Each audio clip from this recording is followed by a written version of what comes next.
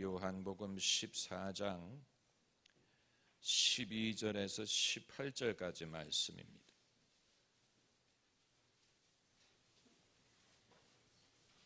요한복음 14장 12절에서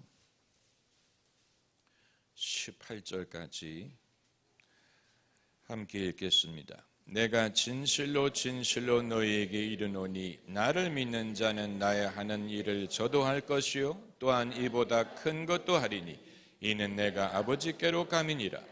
너희가 내 이름으로 무엇을 구하든지 내가 시행하리니 이는 아버지로 하여금 아들을 인하여 영광을 얻으시게 하려 함이라. 내 이름으로 무엇이든지 내게 구하면 내가 시행하리라. 저희가 나를 사랑하면 나의 계명을 지키리라. 내가 아버지께 구하겠으니 그가 또 다른 보혜사를 너희에게 주사 영원토록 너희와 함께 있게 하시리니 저는 진리의 영이라. 세상은 능히 저를 받지 못하나니 이는 저를 보지도 못하고 알지도 못함이라. 그러나 너희는 저를 아나니 저는 너희와 함께 거하시며 또 너희 속에 계시겠음이라. 내가 너희를 고아와 같이 버려두지 아니하고 너희에게로 오리라. 아멘. 16절 말씀 한 구절 속에 성삼위일체가 다 등장합니다. 내가 예수 그리스도지요 아버지께 구하겠으니 성부 하나님이시지요 그가 또 다른 보혜사를 너희에게 주사 성령 하나님이십니다. 신약 성경에 성삼위일체가 다 등장하는 구절이 몇 구절이 있는데 그 중에 하나가 예수께서 세례를 받으시고 기도하실 때 하늘이 열리고 성령이 비둘기와 같이 예수님에게 임하면서 하나님의 음성이 들리기를 이는 내 사랑하는 아들이니 내가 그를 인하여 기뻐하노라. 거기에 성부, 성자, 성령이 다 등장을 합니다.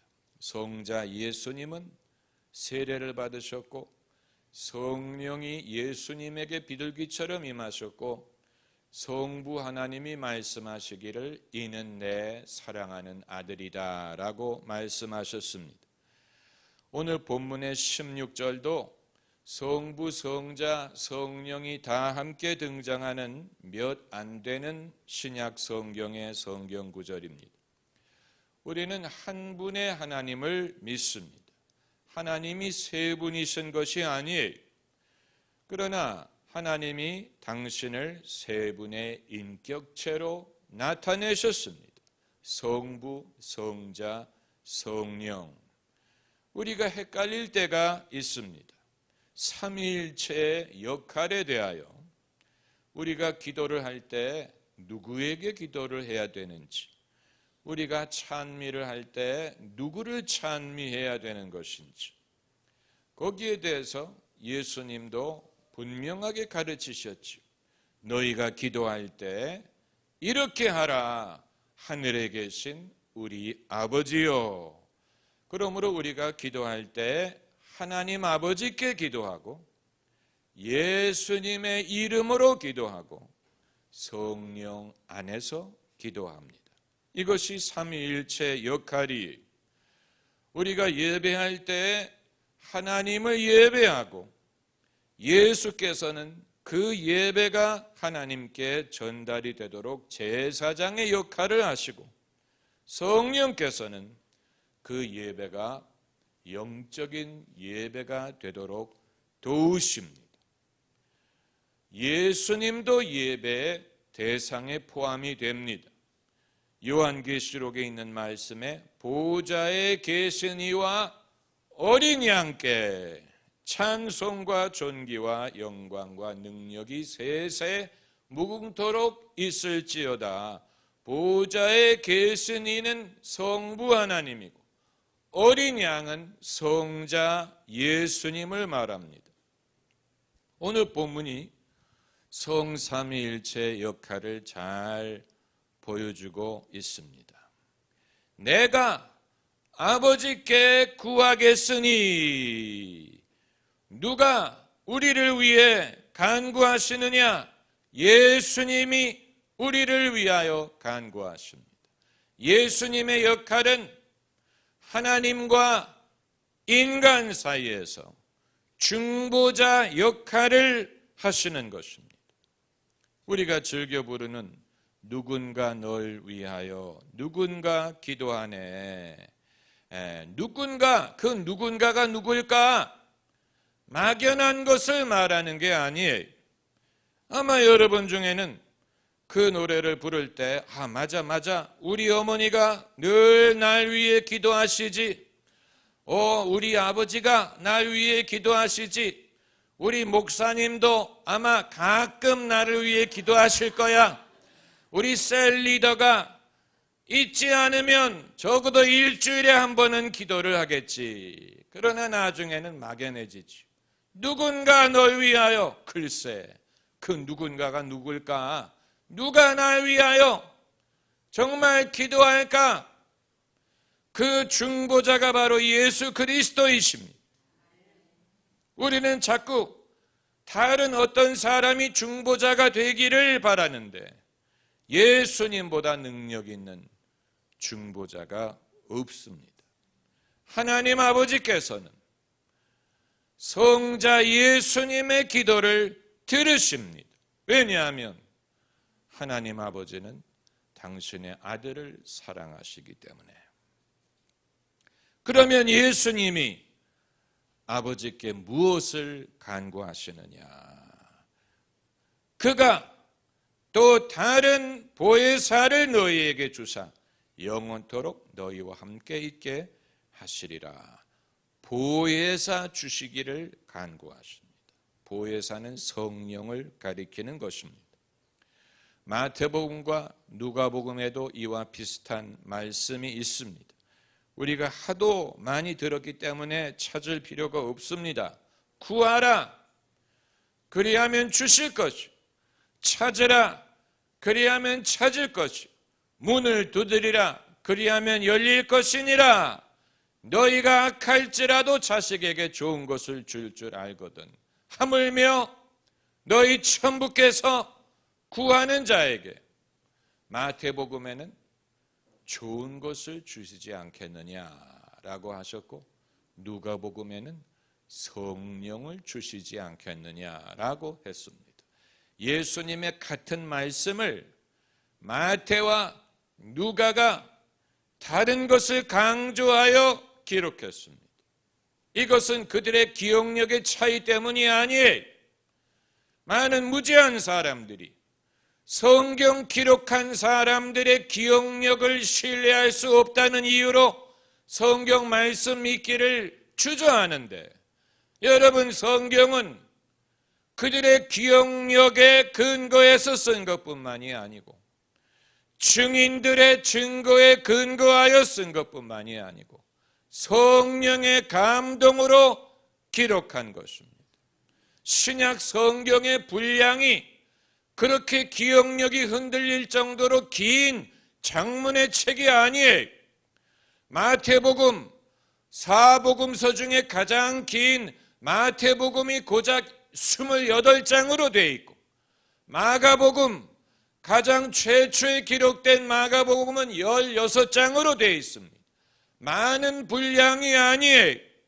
우리가 삼법, 율법 전설을 외우고 공부하는 사람들이 고작 16장으로 된 마가복음의 내용이 기억력이 불완전하기 때문에 신뢰할 수 없다고 말하는 것은 하나님에 대한 믿음이 없는 것뿐만이 아니고 인간의 능력, 기억력을 과소평가하는 것입니다. 그럼 왜 마태는 구하는 자에게 좋은 것을 주시지 않겠느냐라고 썼는데 누가는 성령을 주시지 않겠느냐라고 썼느냐?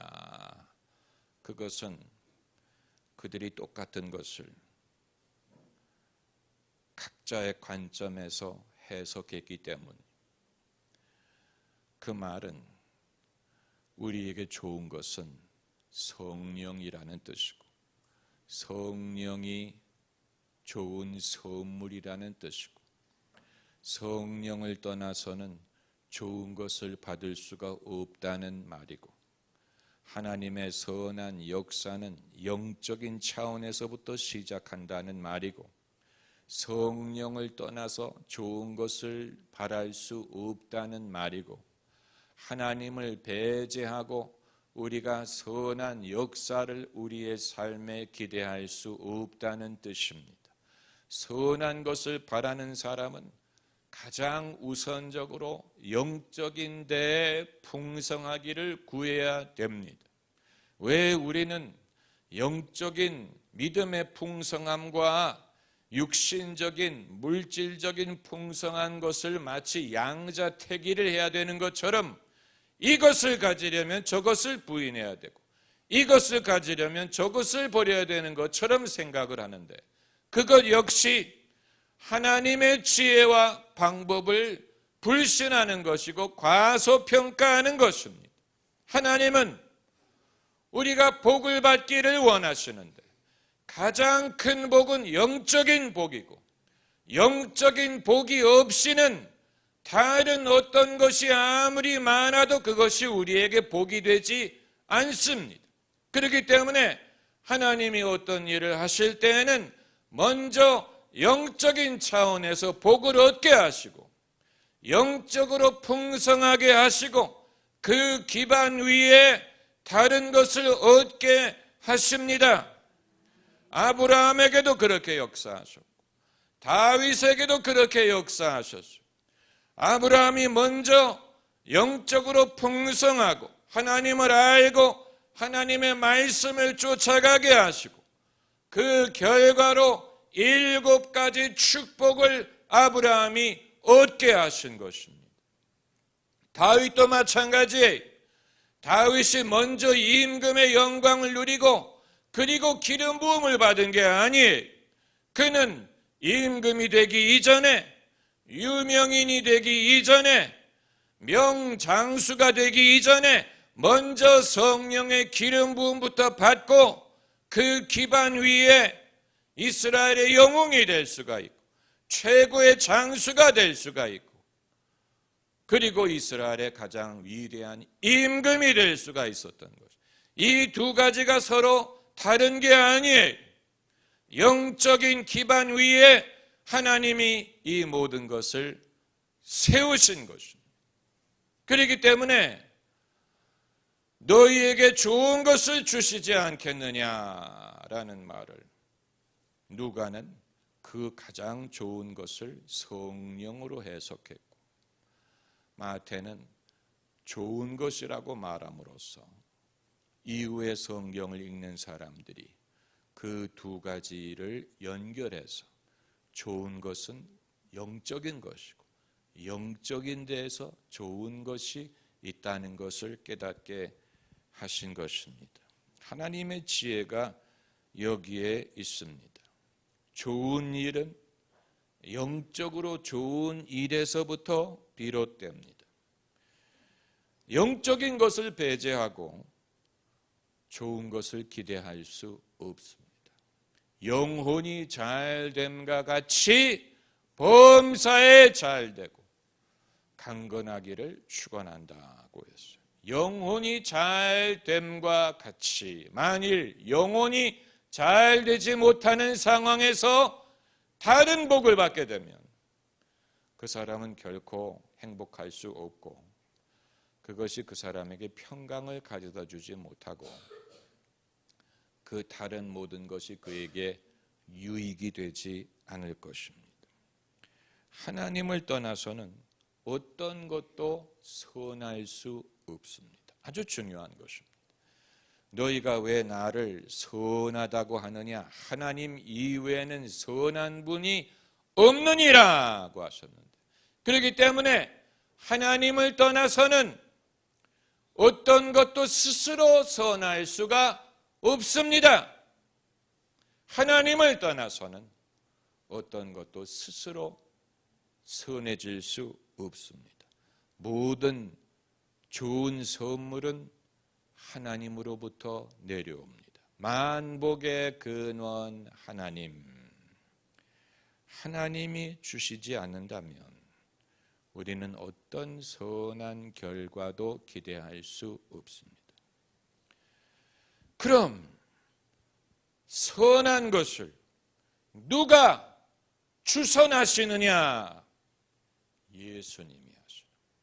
그래서 예수님이 내가 아버지께 구하겠으니 그가 또 다른 보혜사를 너희에게 주시리라. 그 말은 내가 하나님께 구하겠으니 하나님이 너에게 좋은 선물을 주시리라는 말. 좋은 선물을 주선하는 분이 예수님이에요. 예수님이 하나님과 우리 사이에 서셔서 우리를 위하여 하나님께 간구하십니다. 왜 그렇게 하시느냐? 예수님은 선한 목자이시기 때문, 우리의 구주이시기 때문입니다. 할렐루야. 그렇다면 예수님이 없으셨다면 하나님이 우리에게 선한 것을 주시지 않으셨으리라는 말이냐? 그건 아니에요. 하나님은 선하신 하나님이시기 때문에 악한 자에게도 햇빛을 비춰주시고 악한 자에게도 비를 내려주시는 분입니다. 다만 예수님이 없이는 우리에게 무엇이 선한지 우리가 스스로 알 수 없습니다. 그것이 아주 중요한 것입니다. 마땅히 빌 바를 알지 못한다고 했어요. 그 말은 마땅히 우리에게 무엇이 있어야 할 줄을 스스로 알 수 없다는 얘기.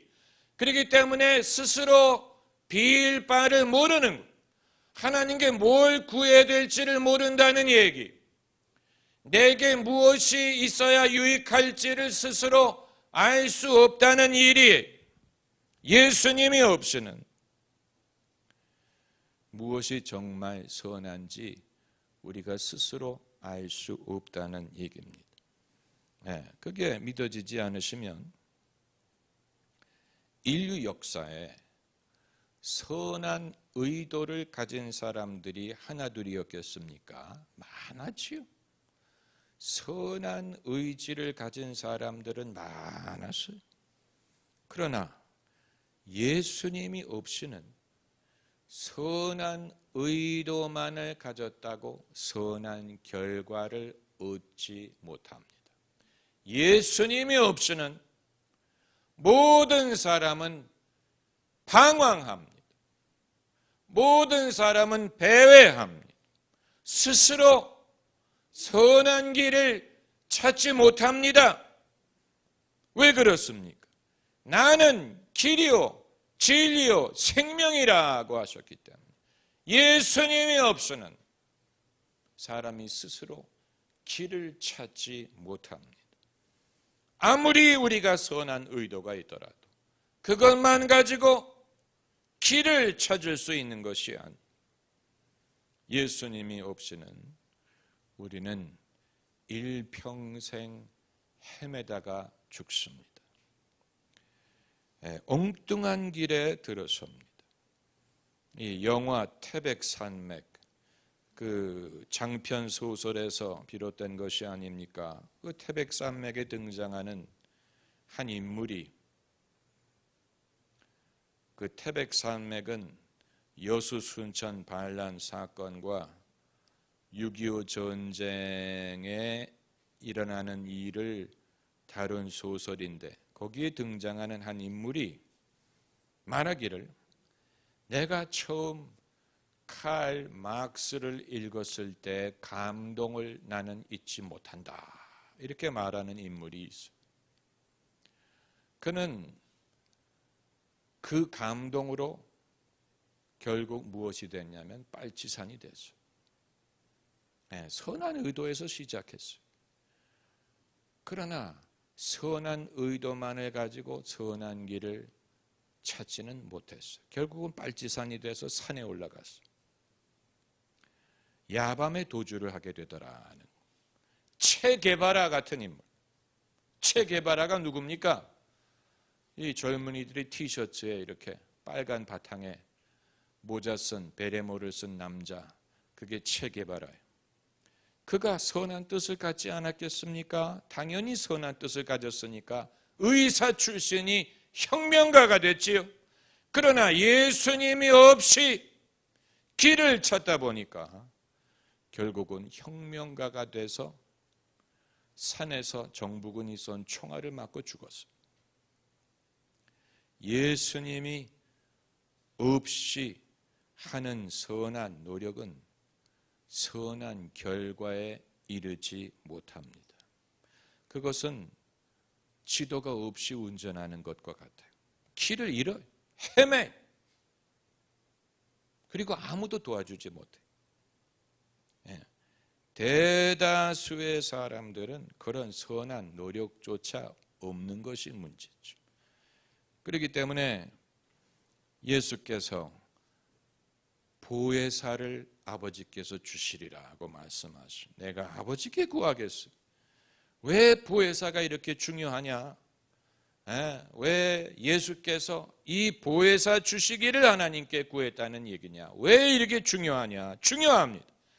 그가 또 다른 보혜사, 다른 보혜사란 말은 예수님 당신이 보혜사이신데 예수님이 떠나실 것이기 때문에 다른 보혜사, another comforter, 다른 보혜사를 너희에게 주사 영원토록 너희와 함께 있게 하시리니.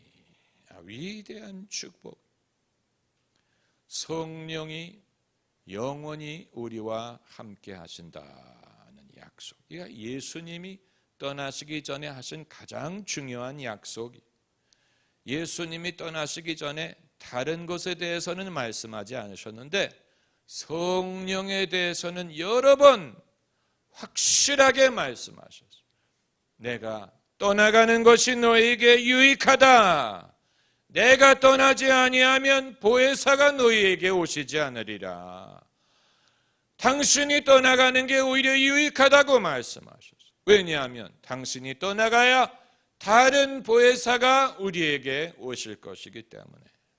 그리고 그 보혜사가 우리와 영원히 함께 있으시리라고 말씀하셨어요. 여러분, 아버지께서 예수님의 간구를 당연히 들으시지 않겠습니까? 당연히 들으시지요. 그러므로 내가 성령을 받을 수 있을까? 성령이 나에게 오실까를 의심하는 사람은 예수님을 의심하는 거나 마찬가지죠. 예수님이 말씀하셔 내가 아버지께 구하리니 그가 보혜사를 너희에게 주시리라. 그보다 더 확실한 약속이 없습니다. 주실까 말까 안 주실까를 의심한다면 그 사람은 예수님을 의심하는 것이요 하나님을 의심하는. 당연히 주셨죠. 주셨지요. 주시지 아니하겠느냐라고 해야 된다.